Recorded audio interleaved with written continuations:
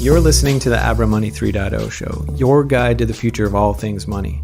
This episode is all about DigiByte. DigiByte is a popular cryptocurrency on Abra.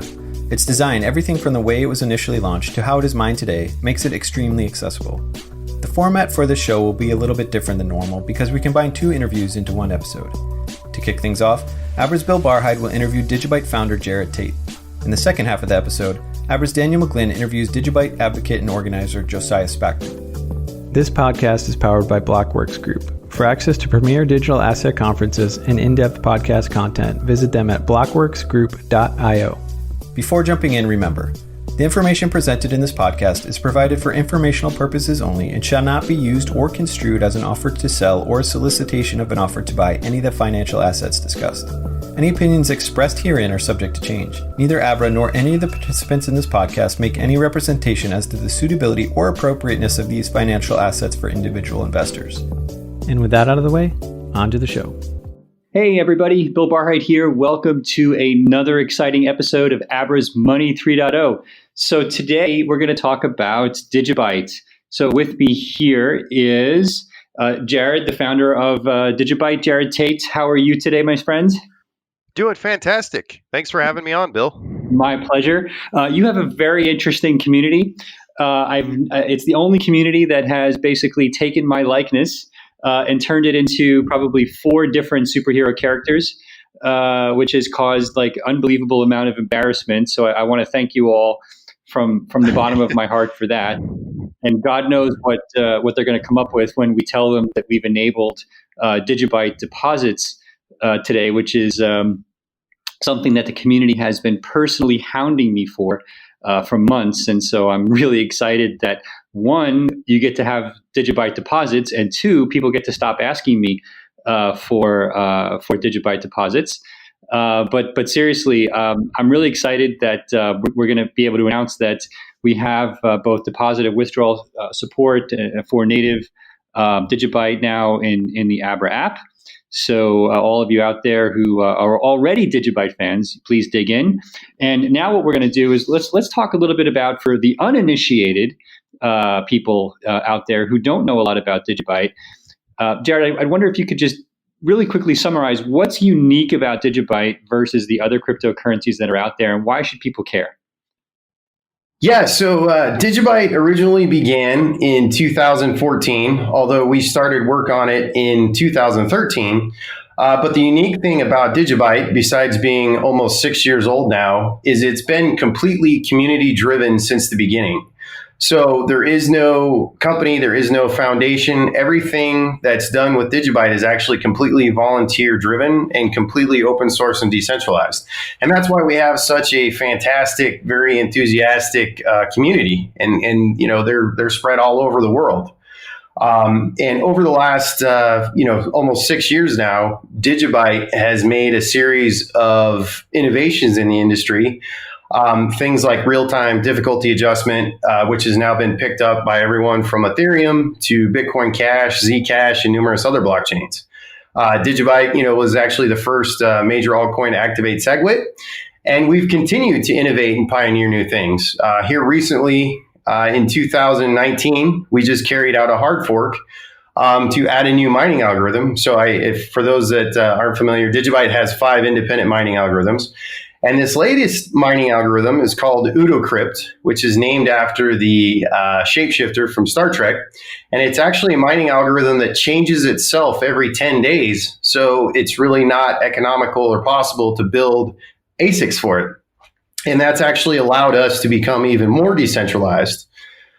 In fact, a recent survey and audit we just did, comparing the last 3 months or a recent 3-month period of mining on the DigiByte blockchain, what we found is when we compared the same 3-month window to Litecoin and Bitcoin, we found that Bitcoin only had 60 unique miners during that same period, whereas Litecoin had 251, while during the same time, DigiByte had 1,295. And we credit a large part of that to, the fact that we have 5 mining algorithms and UdoCrypt, which allows basically home-based hobbyist mining again. So, and how if you dig into that, that's fascinating. That's something I hadn't even thought of. Do you know if some of those are pools that need to basically separate their mining capabilities across each of the different capabilities you have so that they show up as effectively different miners? Or is it genuinely physically separate entities that are doing this mining? So what we're actually looking at here to get the metric is actual individual addresses from the coin base of a transaction. Yep. Because of the 5 different mining algorithms, for those that actually, the last time we talked, I think we talked about this a little bit. One of the fascinating things, because DigiByte has 5 independent mining algorithms, you could literally take all the Bitcoin mining power in the world, throw it at DigiByte, and you would only get 20% of the blocks. So what we're effectively able to do is kind of mitigate the impact that highly centralized ASIC mining has. And for those that aren't aware, that's actually a huge problem that Bitcoin has right now. You have one worldwide manufacturer that's the largest ASIC manufacturer. And it seems to me, from what I've seen, a lot of times they are splitting that mining power across different mining pools. But at the end of the day, those newly mined coins still come back typically to the same addresses over and over again, because these mining pools and these different miners typically aren't changing the addresses. And you can kind of tell what type of mining pool it is. There's some technical ways you can see it, but it's a very fascinating metric to look at. Really interesting. So what else is new in the community? I mean, what's getting you excited these days? Yeah, so in 2014, when we started, DigiByte actually started with the headline. And for those that aren't familiar, the Genesis block is the first block in the blockchain. And our blockchain started with the headline: "Target 110 million customers' data stolen." So even from the beginning, we've kind of felt that cybersecurity and security in general is really kind of the most innovative thing about blockchain technology. And I actually go into this. I actually tomorrow I'll be releasing my book I've been working on almost for a year and a half now, called Blockchain 2035: The Digital DNA of Internet 3.0. And one of those chapters I have is blockchain is really the evolution of applied cryptography, and some really advanced mathematical concepts that go all the way back to Claude Shannon. And I feel like there's a lot of very underutilized features. So one of the things we've really been focused on here this last year is something we're calling Digi-ID. And the simple way to explain Digi-ID is you have your typical wallet. So, you have the private keys that are associated with your wallet where you store your DigiBytes or your Bitcoin or your other cryptos. And those cryptographic keys, the public and private keys, can do a lot more than just send and receive transactions. You can actually use those private keys, in another wallet that you create to, for instance, authenticate yourself to websites and effectively replace passwords. So we rolled that out, and it's actually getting a lot of traction. There's a company in Europe actually called Antim-ID that's actually getting a lot of traction and interest from governments. Mm-hmm. So I think we're going to have a lot more traction with that moving forward as a way. To utilize some things in a blockchain that just often aren't, they're overlooked. So that's one area. Another area is we've actually introduced a secondary protocol on top of DigiByte called Digi-Assets.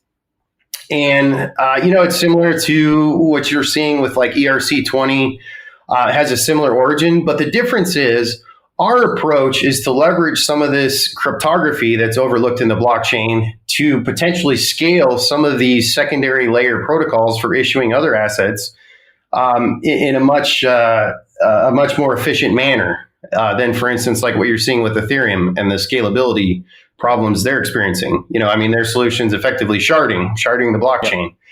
Which is, splitting everything up. So we've got that out there. We've actually got several use cases and projects that are being developed as Digi-Assets. One of the ones I'm excited about that I'm actually personally a part of is something we're calling DigiPad, which is a launch pad for digital assets. And, the way I like to describe it is when people think of digital assets, they tend to think of just cryptocurrencies or maybe different tokens or stuff like that. But in reality, a digital asset could be a number of different things. Like I, for one, want to be able to take my living will or my passport or my birth certificate, and store those in a secure digital environment and protect those as a digital asset. So that's one of the things we're working on. Fascinating.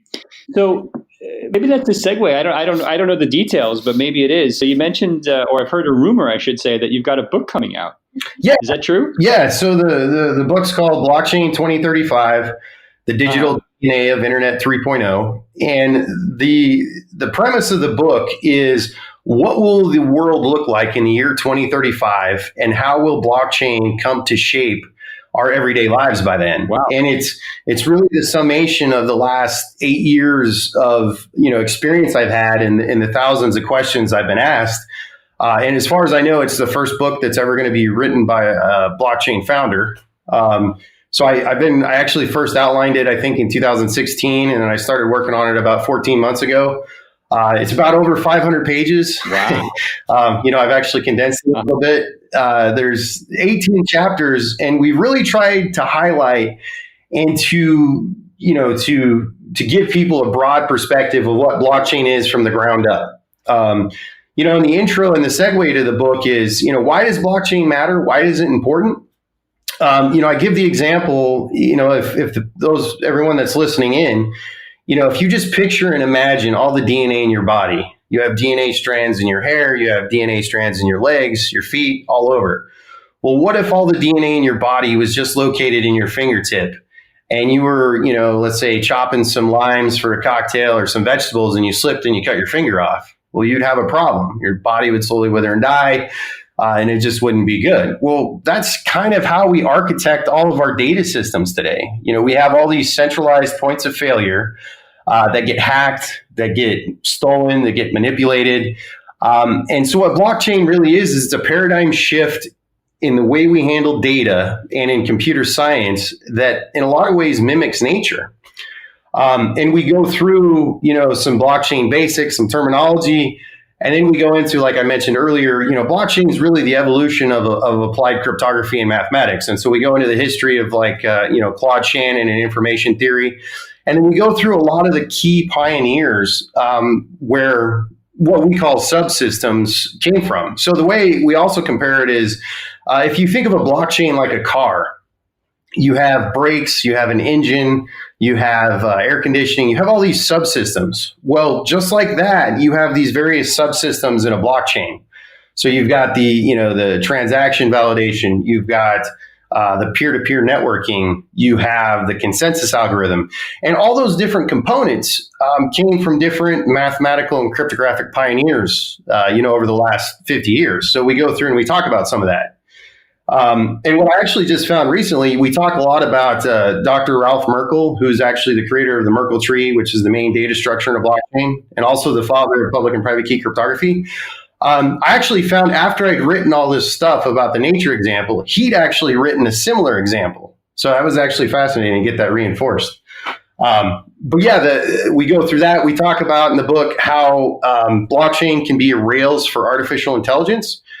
Because one of the big problems in AI is, how do you trust your data feed and your data sources? We go in and we talk about the history of timekeeping in computer systems, timekeeping in celestial navigation in the 1600s, and how in a lot of ways a blockchain is actually the first time humans have actually been able to keep accurate records in history that are undeniably provable. So, we talk about the future with quantum computing. We talk about probably one of the most interesting things is how blockchain is going to become a competition among nation states. So I had a co-author. I should have mentioned that. His name is Andrew Knapp, and he's actually a former FBI analyst. So a lot of the geoeconomics, geopolitical stuff was written by him with my, I guess, blockchain perspective. So it's a very dynamic book that goes through a lot of different areas. And I guess that's how it ended up being over 500 pages. Fascinating. So when you go out 15, 20 years, right, you have to start to think about the singularity and what happens when you basically have this intersection of exponentially improving technologies like CPU performance, storage. You mentioned quantum computing, and all of these software technologies around cryptography and blockchain, et cetera, et cetera. I mean, how can one possibly have any opinion as to what will happen if we have a sentient computer system that can make decisions at a rate that's doubling every 18 months? I mean, it's pretty bold, right? Well, see, and this is one of the arguments in the book is in order to be able to successfully implement a lot of these systems, you need some way to keep these AIs in check and secure them, right? And by running and configuring this to run on a blockchain, you could effectively do a number of things. You could, if it has to, tie back into the chain, effectively put a kill switch in it. That's one of the use cases. But there's a lot of fascinating things that can get there. But I think after writing the book and going through it, the biggest question and the biggest unknown is definitely quantum computing. How that will shake out in effect. Because here recently, I think it was D-Wave just announced that they'd commercially sold the first 5,000 qubit, quantum computer to a national laboratory. So, a lot of the theoretical calculations for cracking like SHA-256 were roughly in that area. Now, obviously, we go into the book, there's different types of quantum computing and different approaches to quantum computing. So not all quantum computers are created equal. But to me, that's the biggest gray area, moving into the year 2035. Fascinating. So are you going to do a book tour of some kind? Are you going to make the rounds in the conference circuit? What's your plan? Yeah. We'll be doing a series of events throughout, starting probably at the end of November and December, and then into the spring. So we haven't really got a finalized list yet, but we will be doing that. We'll actually be putting, by the time, or for those who are listening to this right now, if you actually go to blockchain2035.com, there'll be a series of videos. We're doing shorter videos. We're putting them out on social media, talking about different concepts, different chapters in the book. And then what we're really trying to do is to have the book in a way be like the industry guide. Obviously there's some stuff about DigiByte in there, but 95% of the book is about the industry at large. It's not just focused on DigiByte. It's focused on, I think we've probably surveyed over 100 different projects and protocols. One of the distinct things that actually I think would be good to talk about is in the book, we make the distinction between a blockchain protocol and a blockchain project. And I think that's something a lot of people get confused by. And what we're calling a blockchain protocol is a blockchain that has its own unique network that doesn't rely on any other blockchain network or system. And then a blockchain project, effectively, it's its own universe, effectively. Effectively, yes. And so when we split chapter 9 and 10, we're like, we really need to clear up, because so often you get people that'll compare, like, for instance, Tether to, even DigiByte or Bitcoin, when in reality, Tether is issued on top of Bitcoin and is dependent upon the Bitcoin blockchain. And so there's a lot of projects out there that people aren't aware of that are actually relying on the underlying security of another blockchain protocol. So we go through and we analyze, and the main difference between most protocols is actually the consensus algorithm that they're using and their approach to achieving consensus. So we split that up for projects, and we're calling projects anything that's built on another blockchain universe. Or even, for instance, we talk about Abra and what you guys do. So we go through wallets, we go through exchanges, we go through gateways. There's probably over 100 different things that we go through, just really trying to organize, categorize the industry and the applications moving forward. So we've got a chapter dedicated to financial applications, commercial applications, government applications. We talk about voting systems on a blockchain, a whole number of things. So it's a very, very thorough book. And I guess the idea originally is to take all the different things that I've been lucky enough to be a part of and just kind of put them in one area as a resource for people. That's awesome. So obviously, what's the name of the book again? before I move on? Blockchain 2035. Blockchain 2035, and you can go to blockchain2035.com. Is it on Amazon Books as an ebook? Is that how it works, or is it a free download? Yeah, it'll be on there, so you can find it on Amazon. Awesome. Well, look, it's always fascinating to talk to you. I'm always interested by what you're working on. I find it, like I said, truly fascinating, and I'm a big fan of the DigiByte community. I think we need more competition in these protocols that will move the entire space forward in terms of taking risks on new technologies and addressing some of the centralization problems. I also firmly believe that there is a scale of decentralization, and more decentralization and more security are better, but we also basically need at the same time to think about performance to make this stuff useful. And so in that regard, I have nothing but respect for what you do and for the whole community at large. So thank you very much for your efforts. Yeah, thank you. Thank you for supporting DigiByte. Like I said, I know the community is very excited about Abra, so looking forward to what you guys are doing as well. Well, let's wrap there. So, Jared Tate, thank you so much for joining again, and we look forward to having you on again in the future. We'd love to hear how things are going with the book. What's your Twitter handle for people who want to follow you? Yeah, it's at Jared C. Tate, and you can also follow at Blockchain 2035. So, we're actually going to start a newsletter and a blog, and we're going to keep creating, and this book will be updated over time. We'll revise it over the years, and we'll keep adding and refining it. Fantastic. Did you know that DigiByte, along with many other popular cryptocurrencies, is now available for deposit and withdrawal from the Abra app? In the second part of this episode, we're going to hear from Josiah Spacman. Josiah is based in New Zealand, and he's one of the people working to make DigiByte a powerful, global, and completely decentralized network. Yeah, we're really excited to talk to you today about DigiByte and some of the community aspects of DigiByte and some of the things that really kind of makes DigiByte unique. But I guess before jumping into that, I really kind of wanted to just talk to you about, maybe you can explain to us how you first got involved in crypto and how you first came to the DigiByte community. Right. Well, the title of the show, Money 3.0, I suppose, is quite relevant, given that I had heard from a friend of mine that I could use my computer and use my graphics card to print money. And I thought back at the time in sort of late 2013 that was the greatest thing ever. I was so excited for that. But so I got involved. I actually ended up going out and buying a couple of graphics cards to mine Bitcoin. Unfortunately, that was right as the first FPGAs and ASICs were hitting the market. And so that quickly turned to a bad idea. But I found Litecoin and I sort of saw it and I thought, this is faster. It's going to have a bigger maximum supply. And I'm a clever guy. That seems like a good idea for global adoption. So I started mining Litecoin for about a month. And then I came across DigiByte. They'd just been doing some philanthropic work and had recently done their first protocol upgrade. And again, the same sort of thing, faster, bigger maximum supply, a whole bunch of other cool stuff. And I thought, you know what? This seems like something that I could get behind.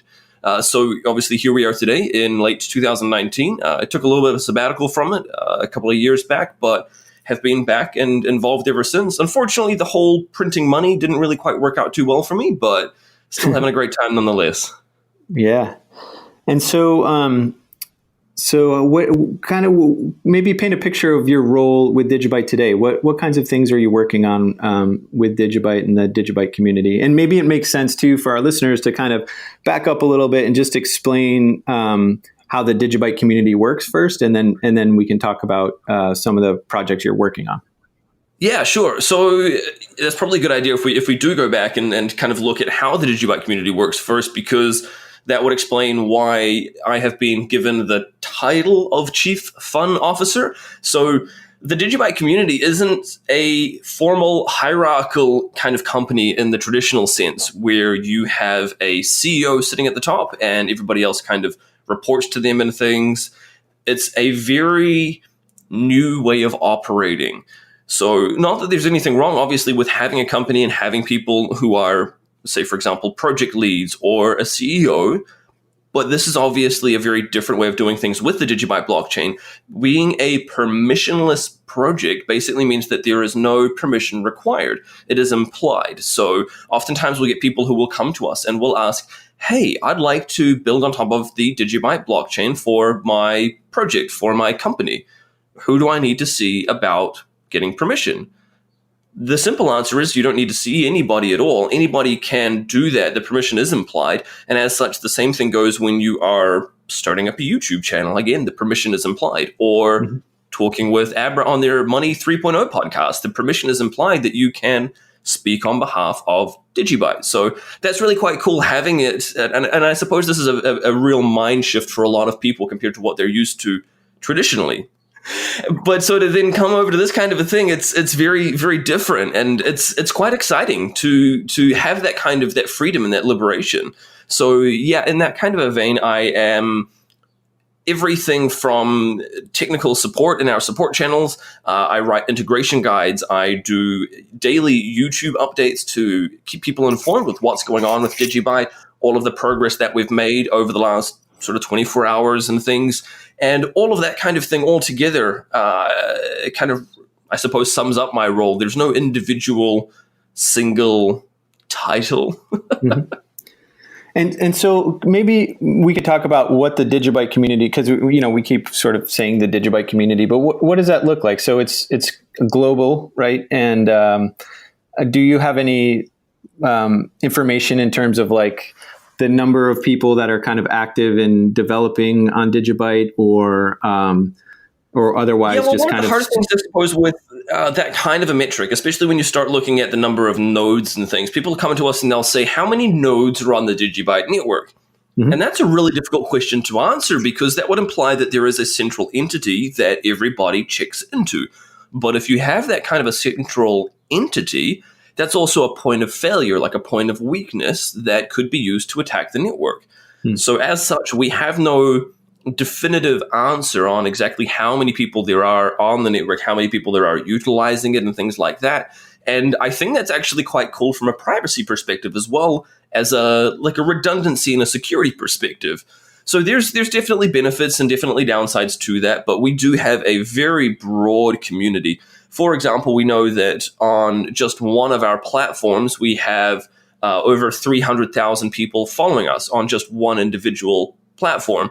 If you couple in things like Twitter, for example, where there's 150,000 followers there, you start to get a bit of an idea of the size of the community. The distribution, though, is what really impresses me the most, especially when we do things like we find out that the most common place to purchase DigiByte with fiat is actually in Turkey. And so we've got this really interesting kind of thing going on, I suppose, where DigiByte is taking off quite broadly, especially in the greater Europe area.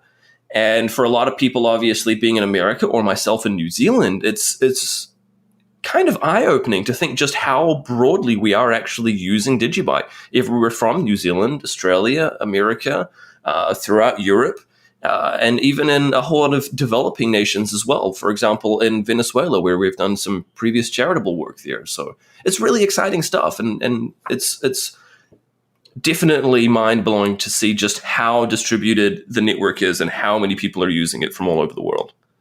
And do people, when you're communicating with other DigiByte users and talking to the community, do you have a sense of how people are using it, or like what's the dominant use case? Is there a dominant use case, or are people using it for all kinds of things?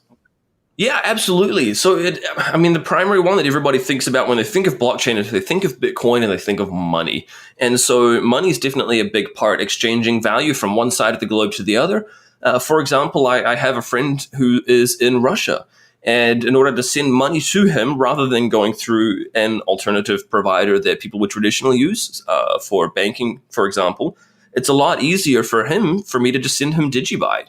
And the great part is, as soon as we hit send, it's basically there, and he gets a confirmation on the blockchain pretty much straight away. So there's no worrying about, is it going to actually go through? Is it going to time out? It's there, and he loves it. So we see a lot of that kind of thing, and it was one of the main reasons why we did that charity work, like I mentioned, in Venezuela, was because of that speed and the low fees around it. So when we're giving DigiByte to these children in an impoverished school, they're able to then use that to learn about cryptocurrency, to learn about blockchain and a whole lot of other things in a really kind of fast manner without it costing them and without it eating away at all of their DigiByte through transaction fees. So that was quite exciting for us. But I suppose the main other way that we're using this a lot right now would be through digital assets on top of the blockchain. So that's something that's really started to take off in the last couple of months. And we're seeing a whole ton of amazing different use cases and scenarios that are popping up in that kind of vein. But one of the other more common ways now that we're seeing in the last kind of couple of months crop up is definitely with our Digi assets and using these digital assets on top of the blockchain to do everything from shares in a company through to advertising and a whole lot of more interesting ways, like everything from say, for example, a movie ticket through to an airline ticket through to a season pass to what do you call them? A musical event. So we're using these digital assets and they're starting to crop up everywhere, and it's great to see them and some of the ways that they are providing for people in terms of like a global funding method for business and entrepreneurs is also really exciting as well. So why would people using that the asset model, like why would people do that? Like, what's the advantage of having an asset on the DigiByte blockchain versus just having it sort of be a traditional asset?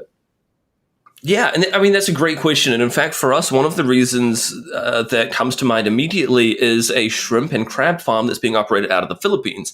And so for them to grow and bring their company into the next level and to take on additional staff and to purchase more land, they needed enough income that they weren't able to get locally through a traditional kind of a loan method. However, they put enough of a business case together and they presented it to the DigiByte community and basically said, this is what we want to do. This is how we want to grow. This is our thoughts.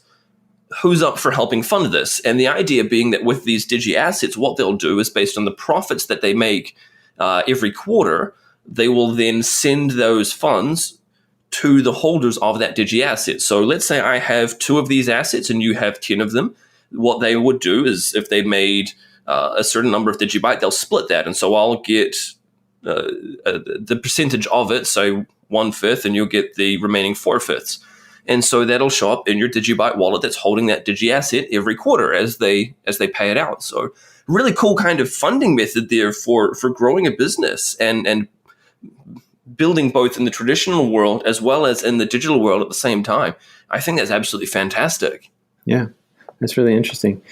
And is DigiByte, from some of the reading I've done and looking at DigiByte, it seems like security is kind of a major component of some of the things that people are building with DigiByte. Do you see that in the community as like a theme or something that people are interested in? Yeah, for sure. Absolutely. And especially with our Digi-ID authentication protocol is very much become a core kind of pillar, I suppose, for DigiByte, the whole idea of security. In fact, in the Genesis block, when Jared Tate was originally creating the blockchain, he put in there that it was a target data stolen from millions and millions of users. Now, the reason that he put that in there was wanting to instill a focus on cybersecurity. And yeah, I'm pretty pleased to say, I guess we're now 6 years down the line as of January, and that will be still a very core main focus for us, not just in the way that the blockchain is being utilized with things like Digi-ID for secure login and authentication, but also in the actual way that we've gone and grown and split our proof of work from just being a single algorithm to being multi-algorithm, our multi-shield proof of work difficulty adjustment, the way that we're now specifically choosing to focus on certain ASICs, certain FPGAs, and we're bringing back GPU mining as well. So all of this together, the focus definitely is on security for sure. And you mentioned you kind of got interested, your own background, you got interested in cryptocurrencies first at figuring out how to mine them and interact with them. And it sounds like DigiByte is kind of going through the effort of making sure that people interested in participating in the DigiByte network will be able to access it from multiple multiple different mining methods. Could you just talk about that a little bit? Yeah, absolutely. So I presume now for the listeners who are maybe in their car or they're at the gym and they're listening in, you've got a computer that you're recording this on or a laptop, right? Yep. Yeah, so inside of that computer, you're going to have a graphics card. Now, in order for you to participate in the security of the network and begin mining, all that you need to do is download and run some software. There's basically no sign-up process or anything along those lines. There's no having to go to an exchange and swap out Bitcoin, for example. So in order for you to begin participating and to get involved with the network, GPU mining is actually a really quick and simple way to get people interested and distribute the network as well for that security. Because you have a computer, and I've got a computer that I'm recording this on, and it's got a graphics card in it, I'm then further contributing to the decentralization by mining from this. Whereas if you have the likes of ASICs, they're traditionally in a large farm in a data center. So for people who are not familiar with it, think of basically like a really, really great big tall warehouse with just racks and racks and racks of these small little devices.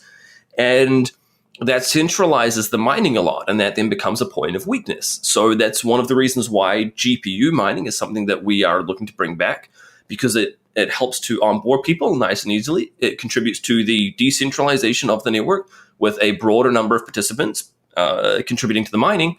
And as such, that then contributes to the security. So it's a win-win-win situation there. Yeah.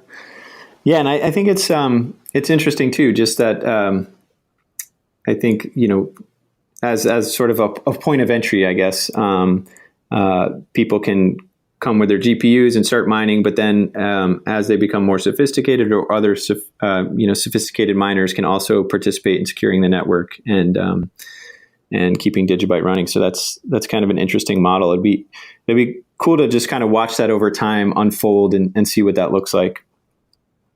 Yeah, and so I guess the great thing is that we've been multi-algorithm now for several years, and so what we saw is the progression over time with certain algorithms that changed from being GPU mined into being ASIC mineable. Now we're bringing back GPU mining because it is a nice way to easily onboard people. People will probably hear, like me, hey, you can go along and you can convert the energy that you're basically purchasing from your power company. Your graphics card can then run some computation, some math, and contribute to the security of the network, and you will be rewarded and given back DigiByte.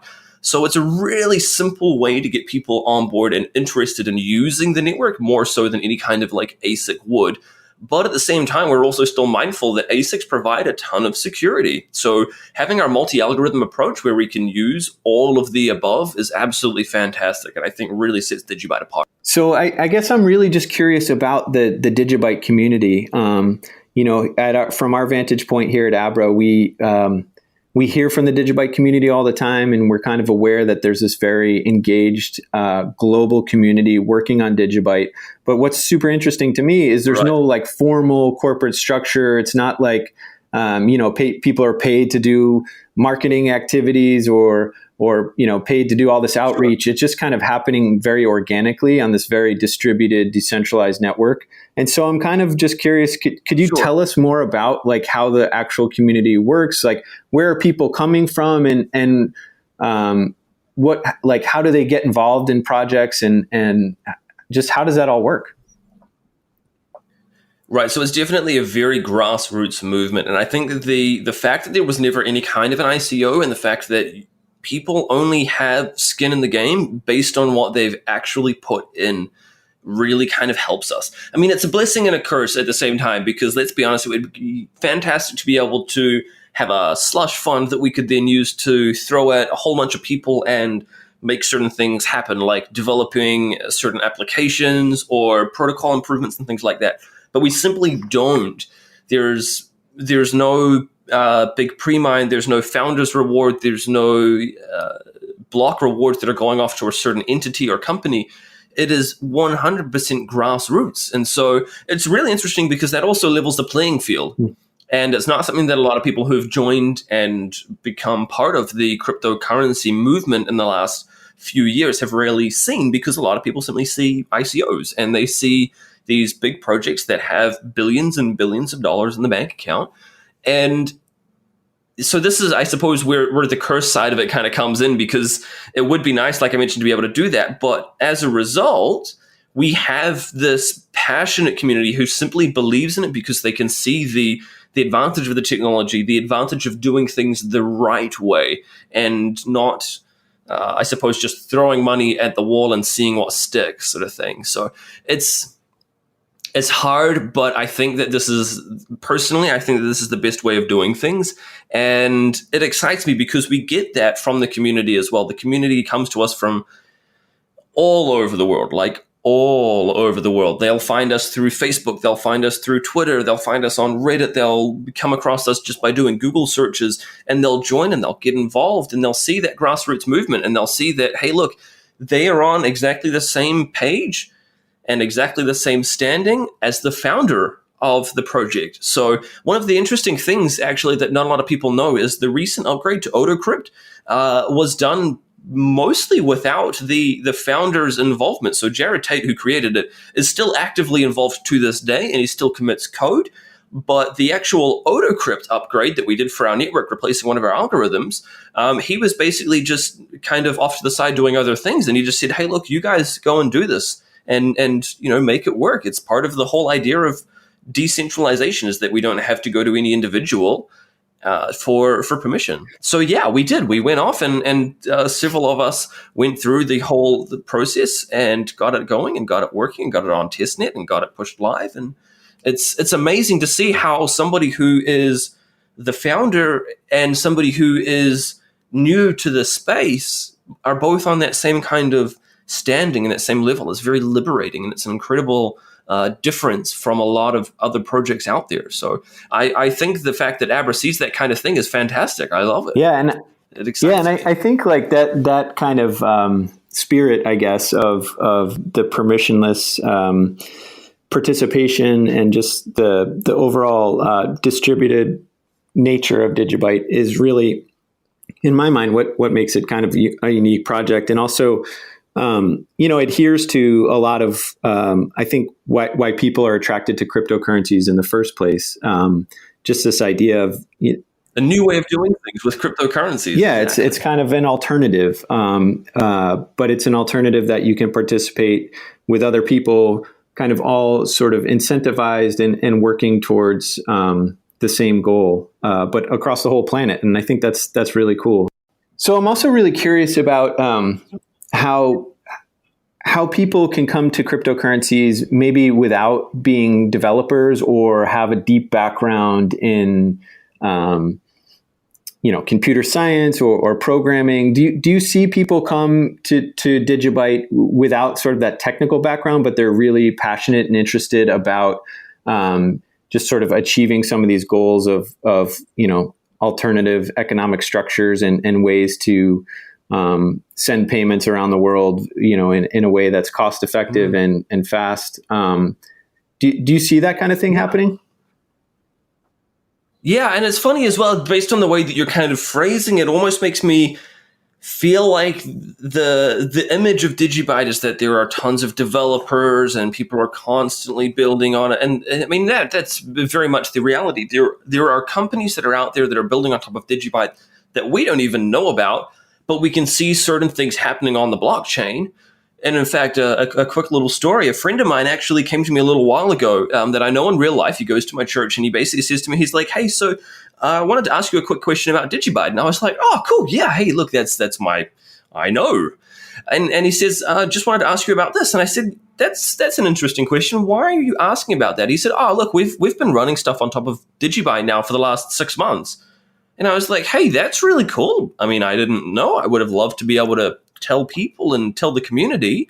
But at the same time, this kind of fits in with the whole, there is no central point of authority. There's no asking for permission. And so very much with the developers versus people that are coming that don't have that kind of computer science background and things, sure, we do have developers who are working on things like the applications, who are working on maintaining the website, who are working on building the core protocol and things like that. But they are definitely the minority. They're only a small handful compared to our vast and broad and incredibly passionate community of hundreds of thousands, if not millions. I mean, that's the thing. We only know about those hundreds of thousands because they've specifically chosen to subscribe to certain social media platforms and things.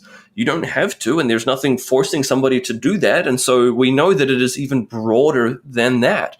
So yeah, most of the community comes along, and in fact, the definite vast majority, like 99% of them, I would argue, come along without any kind of formal training in like programming or anything along those lines.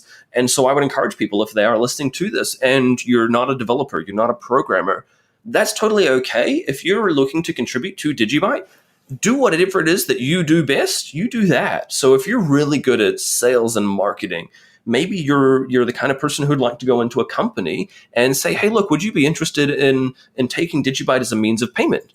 Or maybe you're not that way inclined. Maybe you're a little bit more shy. Maybe instead you'd rather just talk with your friends and family about it. Maybe, look, the thing is people don't actually have to do anything at all. You can simply just use the network. And if you don't want to do anything over and above that, again, that's totally cool. We're a permissionless project and you do whatever it is that you do best. And if that's just using the network, hey, look, great. I'm so pleased that people are getting value out of it. And that excites me. I love that. I think that's fantastic. And is there a main place? So let's say, I'm listening to this episode and I'm excited and I want to get involved in this community. Is there like one place that people kind of start out or like get involved in that sort of distributed community, or is it, as you're mentioning, like you can come at it from all different angles and eventually people just kind of find their fit and find where they, the things they want to work on? Yeah, exactly. If there is something that you want to participate in, to be honest, the most common places where we end up meeting up with people is both on Twitter and also on Telegram. We've got a large kind of community that is congregated on Telegram.